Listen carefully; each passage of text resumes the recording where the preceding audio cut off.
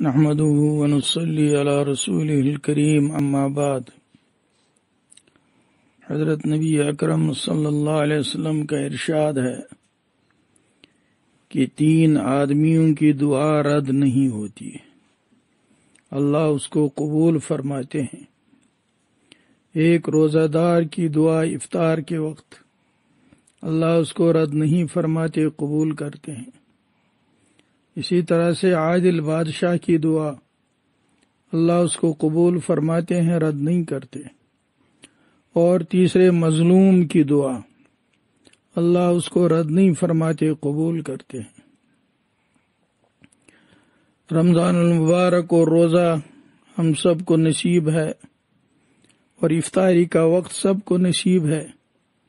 ہر آدمی اس تلاش میں رہتا ہے کہ میری دعا قبول ہو جائے۔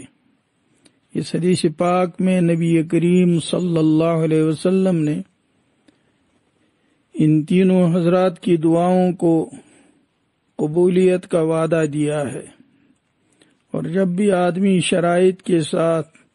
شرائط کو پورا کرنے کے ساتھ دعا کرتا ہے، اللہ اپنے بندے کی دعا کو قبول فرماتے ہیں۔ روزے کا بہت بڑا مقام اللہ کے دربار میں ہے، اسی لیے افطاری کے وقت بھی اعزاز دیا گیا ہے کہ اس کی دعا قبول کی جاتی ہے، رد نہیں کی جاتی۔ عام حالات میں بھی روزے کے بارے میں جو فضائل بیان کیے ہیں، اللہ پاک نے کہا روزہ میرے لیے ہے اور میں ہی خود اس کا بدلہ دوں گا، یا یہ فرمایا میں خود ہی اس کا بدلہ ہوں۔ اسی طرح خلوف فم الصائم، روزے دار کے منہ کی بدبو جو بھوک کی وجہ سے پیدا ہوتی ہے، فرمایا وہ مشک سے زیادہ اللہ کے یہاں مقام رکھتی ہے، پسندیدہ ہے۔ عادل بادشاہ، دنیا میں عدل کرنا بہت بڑا کام ہے، عظیم اور اونچا کام ہے۔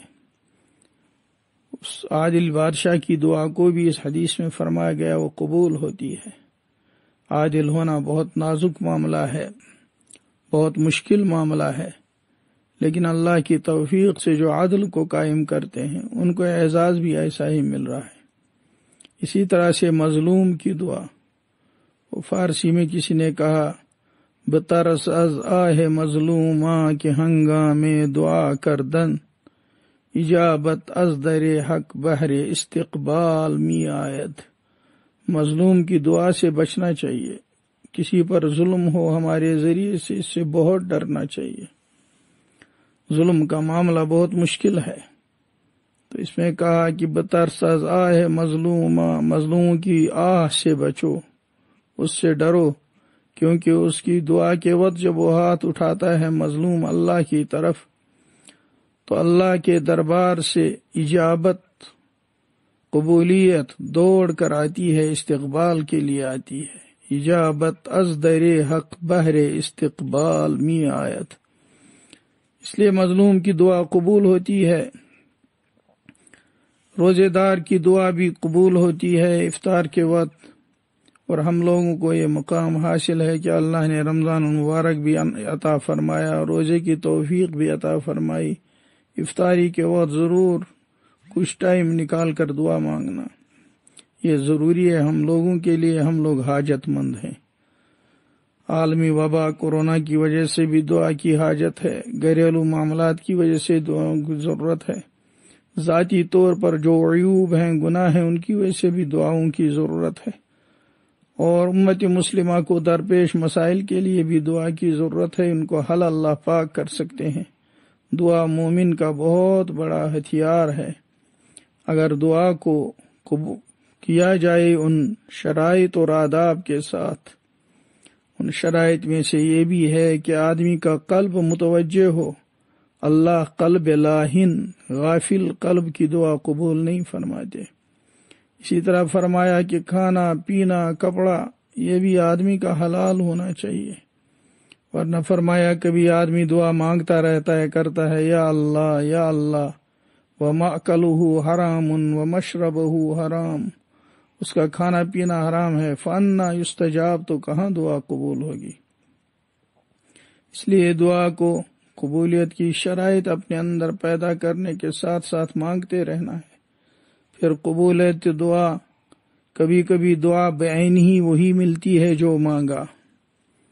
کبھی قبولیتی دعا اس طرح سے ہے کہ جو مانگی تھی چیز وہ بعین ہی نہیں ملی، اس کے بدلے میں کوئی تکلیف دور کر دی گئی، کوئی مصیبت ہٹا دی گئی، کوئی نقصان ہونے والا تھا اس سے بچا لیا گیا. یہ بھی دعا کی قبولیت کی ایک صورت ہے. اور ایک اور صورت ہے دعا کی قبولیت کی کہ اس وقت تو کچھ نہیں دیا، آخرت کے لیے جمع رکھا تاکہ وہاں اس کا اجر مل جائے. اس لیے نبی پاک صلی اللہ علیہ وسلم نے ارشاد فرمایا، بعض آدمی جب قیامت میں دیکھے گا مجھے یہ بغیر قبول ہوئی جو دنیا میں نے دعا کی تھی، وہاں کوئی اثر اس کا ظاہر نہیں ہوا، وہاں لگا بغیر قبول دعا رہ گئی، لیکن اس کا اجر یہاں اتنا زیادہ ملا تو وہ تمنا کرے گا کاش دنیا میں میری کوئی دعا کا نتیجہ وہاں دیا ہی نہ گیا ہوتا، سب آخرت کے لیے جمع رکھا جاتا. اس لیے بندے کی دعا جو وہ شرائط کے ساتھ کرتا ہے، آداب کے ساتھ کرتا ہے، ٹوٹے دل کے ساتھ کرتا ہے، قبول ہوتی ہے. اب اس کا جواب اور نتیجہ مختلف طریقوں سے ظاہر ہوتا ہے. گھر میں بھی ہوتا ہے ایسا، بچہ والدین سے کوئی چیز مانگتا ہے، وہ بعین ہی وہ چیز نہیں دیتے، لیکن اس سے کوئی عالی شان، اس سے بڑی چیز اس کی ضرورت کی مہیا کر دیتے ہیں. تو بچہ سمجھتا ہے میری بات ہی نہیں مانی، حالانکہ اس سے دگنی چیز اس کو مل جاتی ہے. اسی طرح اللہ پاک اپنے بندے کی مصالح کو جانتے ہیں، ان کی مصلحتوں میں خیر کے کیا ہے ان کے لیے، یہ سب اللہ جانتے ہیں. اس لیے بہرکیف ہم لوگ دعاؤں کے بہت ہی حاجت مند ہیں، ہر طرف سے ہم دعا کے محتاج ہیں. اتنے مسائل ہیں، اتنے مراحل ہیں زندگی میں، معاشرے میں، ملکی سطح پر، ایمانی سطح پر، اعمال کے اعتبار سے، اخلاق کردار کے اعتبار سے، مسائل اور مصائب کے اعتبار سے ہمیں دعا مانگنی چاہیے اور اللہ پاک سے عز و زاری اور الہا کرنا چاہیے. اللہ تعالی ہمیں اس کی توفیق عطا فرمائے.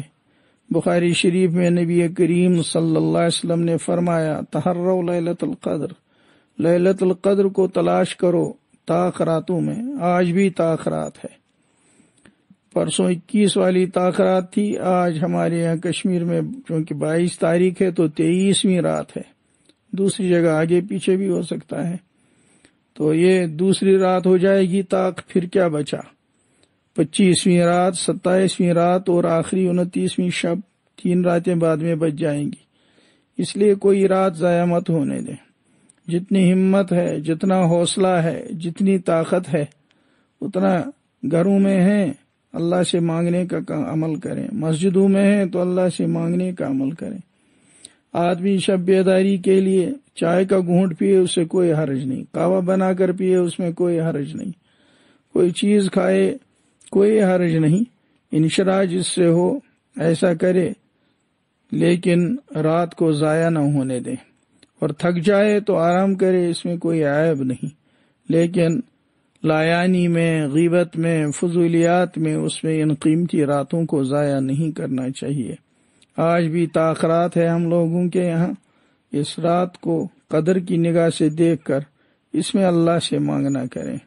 اتنا مانگیں، اتنا مانگیں، اتنی عاجزی کریں کہ اللہ تعالی کچھ نہ کچھ عطا کر دے. جب آدمی دروازہ کھٹکھٹاتا رہتا ہے، ماں کبھی اپنے بچے کو باہر نکال دیتی ہے، بچہ پھر دروازے پر ایسا چپٹتا ہے، آخر ماں کو رحم آ جاتا ہے اور وہ دروازہ کھول کر پھر صرف دروازہ ہی نہیں کھولتی بلکہ ایک دم اٹھا کر اپنے گلے سے لگاتی ہے اور خود بھی رونا شروع کر دیتی ہے. حالانکہ غلطی بچے کی ہوتی ہے، لیکن ماں کے دل میں اللہ نے ایسی محبت ڈال دی کہ اس کو بھی پھر آنسو نکل آتے ہیں. اللہ نے ماؤں کو یہ محبت دی ہے، اللہ کے خزانے سے آئی ہے. تو جس کے پاس محبت کا خزانہ ہو، وہ جب اپنے گنہگار بندوں پر دروازہ کھول دے گا تو کیسی شفقت کرے گا.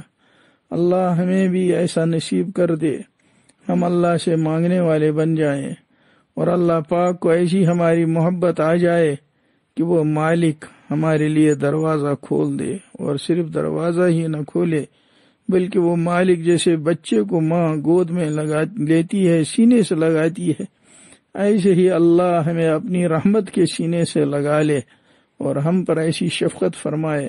اللہ ہم سب کو نصیب فرمائے۔ وآخر دعوانا ان الحمد للہ رب العالمین، وصلی اللہ تعالی علی خیر خلقہ سیدنا مولانا محمد وعلی آلہ واصحابہ اجمعین برحمتک یا ارحم الراحمین۔